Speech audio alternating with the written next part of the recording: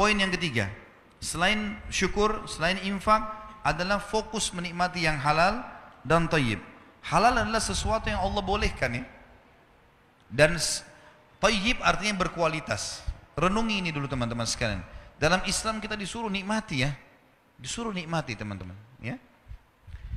Kalau misalnya ada seseorang di antara kita masuk ke supermarket, dia mau beli anggur. Ada anggur harganya 100.000 per kilo, itu kualitas A. Ada anggur yang satu lagi kualitas B harganya 50.000. Kalau kita beli yang A dengan niat mau menikmati apa yang Allah kasih dan kita mampu membelinya, bukan mencuri dan seterusnya, maka itu pahalanya lebih besar dibandingkan kita sengaja mau beli yang B padahal kita mampu. Garis bawahi poin itu, karena Allah suruh kita nikmati. Ya. Ada pernah seseorang datang ke majelisnya Abu Hanifah rahimahullah, ulama besar ya.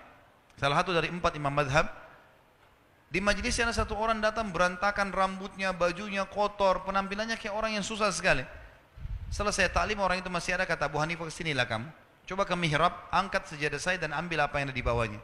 Diangkat, ternyata di bawahnya ada 50 atau 500 dirham. Jumlah yang sangat banyak uang. Dibawa sama orang itu ke Abu Hanifah. Abu Hanifah mengatakan, ambillah, perbaiki keadaanmu. Jangan begini. Artinya Abu Hanifah mau bersedekah, berinfak, ini silakan pakai deh. Gitu. Apa orang itu bilang? Saya orang kaya imam. Tapi saya orang kaya. Kata Imam Abu Hanifah, kalau begitu mana kau dari hadis Nabi SAW? Hadis sahih riwayat Abu Daud, Inna Allah yuhibbu an yara athara ni'ami ala abdi. Allah suka sekali melihat bekas nikmatnya pada hambanya. Allah mau kita pakai baju bagus, Allah mau kita berpenampilan bersih, Allah mau kita punya rumah bagus, kendaraan bagus, Allah mau itu. Tapi jangan berlebihan. Berlebihan namanya mubadzir. Perhitungan namanya bakhil. Enggak boleh dua-duanya. Mubadzir dosa besar, bakhil dosa besar. Kita berada di tengah-tengahnya. Penuhi segala sesuatu karena kebutuhan, bukan karena keinginan. Kita kalau lagi lapar teman-teman butuh. Lapar kan sinyal dari Allah supaya kita makan. Tubuhmu lagi butuh makanan. Makan yang terbaik pada saat itu. Enggak masalah. Masih satu piring, masih lapar, makan 2 piring. Enggak ada masalah. Enggak dilarang dalam Islam. Tapi pada saat itu memang kebutuhan. Jangan keinginan. Keinginan tidak akan selesai. Ya, kan? Kalau teman-teman di sini mau nunggu diskon di toko-toko jual baju itu habis, enggak bakal habis-habis sampai hari kiamat tuh. Ya. Diskonnya ada terus itu. Ada toko dari pertama buka sampai sekarang 70% terus tulisannya. Ya. Tidak selesai-selesai itu. Terutama ibu-ibu itu di belakang ya. Paling hobi kejar diskon ya. Bukan diskonnya dikejar, kebutuhannya. Butuh enggak? Untuk apa beli panci baru sementara panci masih ada? Hah? Beli tas baru, sepatu baru masih ada yang lain. Pakai dulu yang ada. Dan boleh pada saat kita sedang butuh pakaian terbaik. Boleh, tidak masalah. Dalam Islam. Karena menikmati adalah sebuah perintah. Yang penting halal dan thayyib. Teman-teman sekalian, semua yang halal pasti lebih banyak daripada yang haram. Maka jangan masuk di zona haram ini. Allah haramkan babi, Allah halalkan sapi, kambing, kelinci, ayam, ikan, halal banyak. Kenapa harus yang haram? Allah haramkan khamar, minuman keras, jangan minum. Allah kasih sirup, madu, susu, air putih banyak gantinya. Allah haramkan zina, Allah buka pintu pernikahan. Jadi Allah SWT berikan yang halal banyak. Untuk apa masuk ke zona yang haram? Gitu kan? Dan jangan terpengaruh dengan prinsip syaitan. Ini ada syaitan membisikkan pada manusia dengan kata-kata yang halal, yang haram aja susah, apalagi yang halal. Ini nggak boleh. Hah? Semua yang haram itu teman-teman, ambil dari saya kalimat ini penting ya. Kalau ada di antara anda yang hadir sini bermaksud untuk mengambil sesuatu yang haram, ingat, sesuatu yang kita ambil dari yang haram, makanan, minuman, pakaian, apa aja lah, efek jerahnya dalam Islam lebih berat daripada perbuatannya loh. Misal, ada orang buat nota palsu 100.000, bohong dia palsukan 100.000 rupiah. Nanti Allah akan hukum dia masuk rumah sakit 10 juta biayanya. Karena dia curi 100.000. Fikirkan baik-baik teman-teman, semua perbuatan yang haram efeknya lebih berat daripada perbuatannya. Jangan dibuat yang haram itu, nggak baik.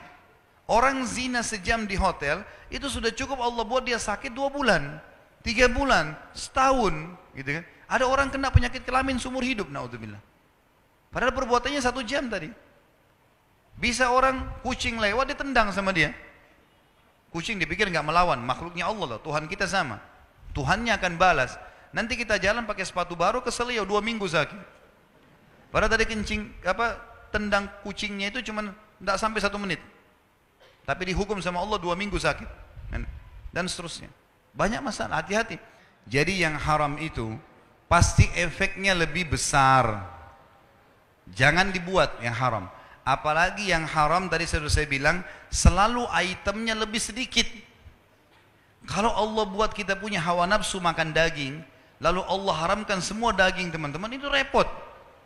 Tapi enggak, babi haram, ini bentuknya, ini mukanya, jangan makan ya, haram. Dikasih lihat ada sapi, ada kambing, ada ayam, ada kelinci, ada ikan, ada udang, banyak gantinya. Kenapa harus di sini?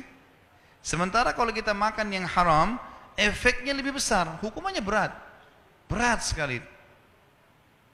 Ada orang subhanallah mungkin dia hanya lihat sesuatu yang haram sebentar saja.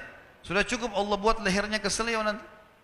Ada orang banyak salahkan bantal di Indonesia. Apa salahnya bantal? Hah?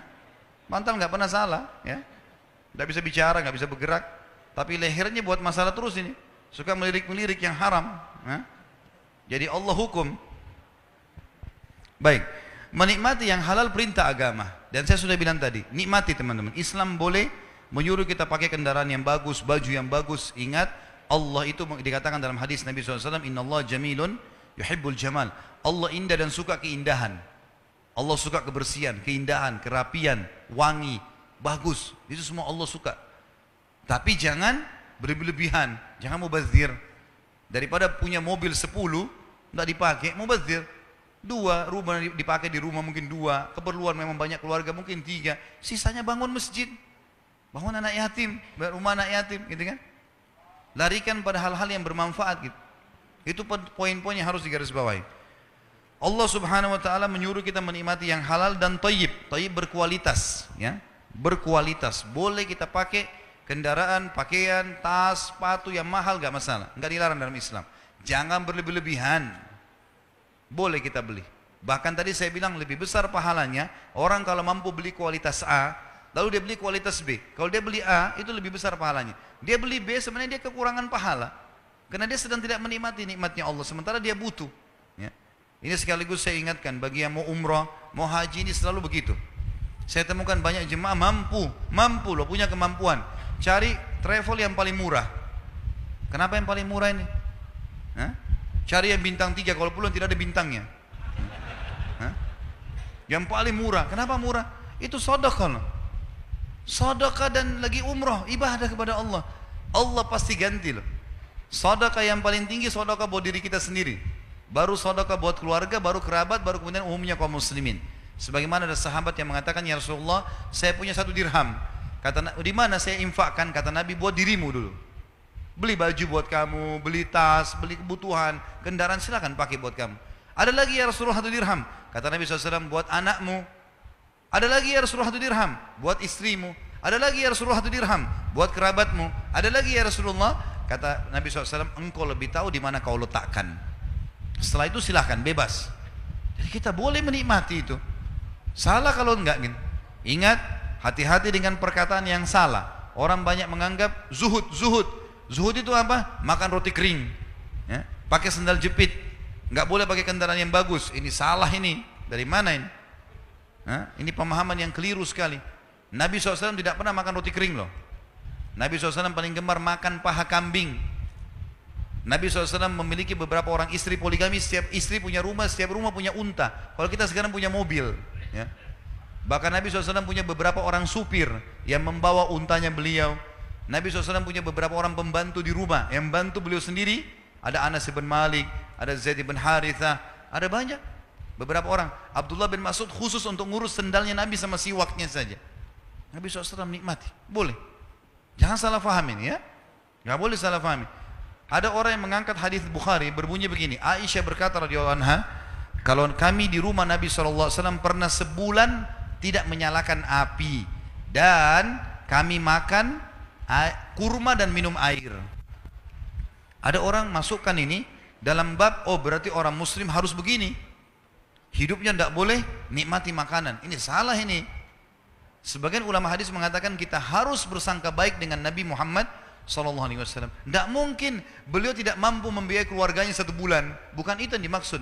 Tapi beliau sedang menterapi di rumah, makan kurma. Sampai sebagian ulama mengatakan kalau orang mau terapi dari penyakit kronis, coba sebulan makan kurma sama air putih saja. Tidak usah makan yang lain. Dengan izin Allah penyakitnya akan hilang. Jadi jangan sangka buruk dengan perilaku Nabi sallallahu alaihi wasallam. Jelas ya? Tidak ada suara, senyap. Anggap sudah paham. Paham gak ini? Dari tadi saya teriak-teriak. Baik, dalilnya surah Al-Maidah, surah nomor 5 ayat 87 sampai 88. A'udzubillahi minasyaitonirrajim. Ya ayyuhalladzina amanu la tuharrimut thayyibati ma ahallallahu lakum wa la ta'tadu. Hai orang beriman, jangan kalian haramkan kebaikan-kebaikan yang telah Allah halalkan buat kalian. Halal nikmati, silakan. Tapi jangan berlebih-lebihan, kata Allah. Innallaha la yuhibbul mu'tadin. Allah enggak suka dengan orang berlebih-lebihan. Wa kulu mimma razaqakumullahu halalan thayyiba. Makan dan minumlah, nikmati semua apa yang Allah jadikan rezeki buat kalian yang halal, dibolehkan saja, dan thayyiba, berkualitas. Wattaqullaha alladzi antum bihi mu'minun. Dan bertakwalah kepada Allah yang kepadanya kalian beriman. Dalam surah An-Nahl surah nomor 16 ayat 114 Allah berfirman, A'udzubillahi minasyaitonirrajim. Fakulu mimma razaqakumullahu halalan thayyiba washkuru ni'matallahi in kuntum iyyahu ta'budun. Makan dan minumlah apa yang telah Allah jadikan rezeki buat kalian yang halal, dibolehkan, dan thayyiba, serta berkualitas. Washkuru, dan syukuri itu nikmat-nikmat Allah kalau kalian menyembah kepadanya.